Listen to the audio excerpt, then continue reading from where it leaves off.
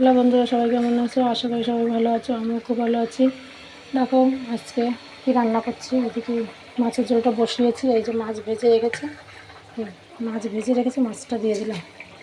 মাছ আগে থেকে ভেজে রেখেছিলাম, ভেজে রেখে তারপরে মাছের ঝোলটা বসিয়েছিলাম, মাছটা দিয়ে দিলাম। এই যে আলুটা গলে গেছে, ওই জন্য এখন মাছটা দিয়ে দিলাম। আর আজকে সকালে উঠতে লেট হয়ে গেছে, ওই জন্য রান্নাতেও লেট। এই যে মাছের ঝোলটা ফুটছে, আর এদিকে এই যে মাছের ঝোল করা ছিল একটু চিংড়ি মাছ, সেটা রয়েছে। আর এইদিকে দেখো ভাত করেছি, ভাতটা করে নিয়েছি। আজকে এটাই রান্না, আর কোনো রান্না নেই, কারণ আমার শরীরটা খুব খারাপ আছে, আর ভালো লাগছে না শরীরটার মধ্যে। জানো তো বন্ধুরা, শরীরটার মধ্যে ভালো থাকলে একদম রান্না করতে ইচ্ছে করে না। আমার আজকে সেই একই রকম দশা হয়েছে, শরীরটা এতটা খারাপ, সকালে উঠতেও পারিনি আমি।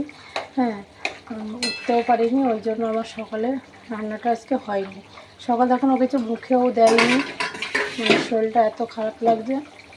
তা ভাবলাম যে বন্ধুদের সঙ্গে একটু শেয়ার করি। আমি তো সব জিনিসই বন্ধুদের সঙ্গে শেয়ার করি, এটাও একটু করি। এই মাছের ঝোলটা ফুটছে, দেখো ধোয়া উঠছে বলে ভালোভাবে তোমরা দেখতে পাচ্ছ না। এই যে মাছের ঝোলটা ফুটছে, আরও একটু ফুটবে, আর এই চিংড়ি মাছ, আর এদিকে ভাত। দেখতেই পাচ্ছ, এইটাই আজকের রেসিপি। ঠিক আছে, ফিরে আসবো পর আর একটা ব্লগ নিয়ে। সবাইকে টাটা, ভালো থেকো, সুস্থ থেকো।